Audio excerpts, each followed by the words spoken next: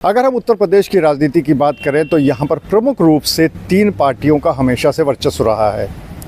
Bahujan Samaj party, Samajwadi party और Bharatiya Janata party. इन तीनों ही पार्टियों ने अलग अलग समय पर इस यहाँ की सत्ता पर राज किया है। और अगर हम आज के समय की बात करें तो प्रमुख रूप से 2 पार्टियाँ हमेशा टक्कर में नज़र आती हैं। उनमें से है भाजपा और सपा, यानी भारतीय जनता पार्टी और समाजवादी पार्टी। उसका कारण क्या रहा? उसका कारण ये रहा कि एक समय यहाँ की सत्ता पर काबिज बहुजन समाज पार्टी धीरे धीरे धरातल की ओर जाती हुई दिखाई पड़ने लगी। और उसका भी प्रमुख कारण ये था कि उनका सबसे बड़ा जो यूएसपी थी वो थी मायावती यहाँ की चीफ मिनिस्टर भी रहीं और उसके बाद उनका जो शासन था वो काफ़ी कठोर था।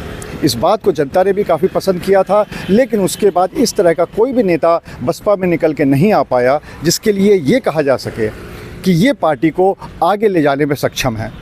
और यही कारण रहा कि धीरे धीरे करके लगातार बसपा की सीटें गिरती चली गई और आज की तारीख में एक तरह से बिल्कुल शून्य पे बसपा आ चुकी है।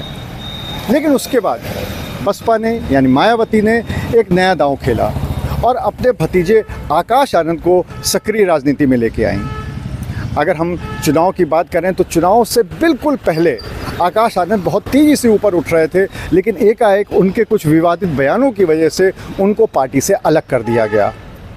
काफ़ी लंबे समय तक वो हाशिए पर रहे, पार्टी में सक्रिय नहीं हो पाए और उसके बाद एक बार फिर मायावती ने आकाश आनंद को बागडोर संभालने को दी है। और इस बात से अगर हम बसपा की बात करें, उनके कार्यकर्ताओं की बात करें तो उनके अंदर काफ़ी खुशी की लहर है। और इसका असर देखने को मिला कानपुर में, क्योंकि कानपुर में बहुजन समाज पार्टी ने, बसपा ने बहुत से ऐसे कार्यकर्ता उनको शामिल कराया अपनी पार्टी में जिसमें कि आज़ाद पार्टी और भीम आर्मी थी। अगर आपको याद हो तो आज़ाद पार्टी और भीम आर्मी चंद्रशेखर की पार्टी है और चंद्रशेखर वो ही हैं जिन्होंने एक तरह से दलित समाज को बसपा के बाद पूरी तरह से अपनी तरफ करने की मुहिम उठा रखी है। काफ़ी चर्चित नाम है, आज की तारीख में सांसद भी हैं और उसका सबसे बड़ा कारण यही है कि वो एक दलित समाज का नेतृत्व करते हुए नज़र आ रहे हैं। चूँकि बसपा में अभी तक कोई इस तरह का नेता नहीं था मायावती के बाद, इसलिए ऐसा लग रहा था कि अब धीरे धीरे बसपा हाशिए पे जा रही है। लेकिन आकाश आनंद को एक बार फिर से जो पार्टी की बागडोर संभालने को दी गई है, उसके बाद से ऐसा लगने लगा है कि शायद अब बसपा फिर से एकजुट हो रही है।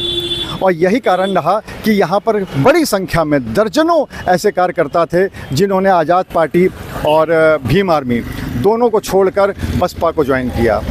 और एक बात जो सबसे ज़्यादा महत्वपूर्ण रही वो ये कि बाकायदा बसपा की तरफ से ये कहा गया कि हम पार्टी में 50% युवाओं की भागीदारी सुनिश्चित करेंगे।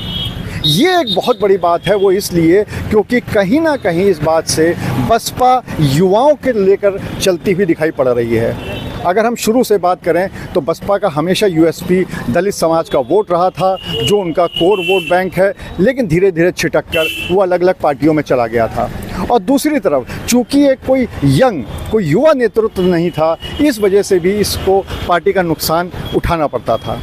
लेकिन अब जब से आकाश आनंद को एक बार फिर से बागडोर दी गई है, उसके बाद से ऐसा लगने लगा है कि लोग धीरे धीरे जो दूसरे कार्यकर्ता हैं, दूसरी पार्टियों के कार्यकर्ता हैं, वो धीरे धीरे बसपा में आने शुरू हो गए हैं बहुत लंबे समय के बाद। और जो 50% युवाओं की भागीदारी सुनिश्चित करने की बात हो रही है, ये भी एक बड़ी बात है, क्योंकि इससे ये संकेत ज़रूर जा रहा है कि अब एक नया एरा शुरू होने वाला है बसपा के अंदर, जो कि शायद आकाश आनंद से शुरू हो सकता है। अब देखने वाली बात ये होगी कि ये जो पूरी तस्वीर है ये आगे भी बढ़ती दिखाई पड़ रही है या फिर एक बार फिर जिस तरह से आकाश आनंद को हाशिए पे ला दिया गया था, एक बार फिर से ला दिया जाएगा। यही बात बसपा के पूरे भविष्य को तय करेगी। अनुराग अग्रवाल, TV9 कानपुर।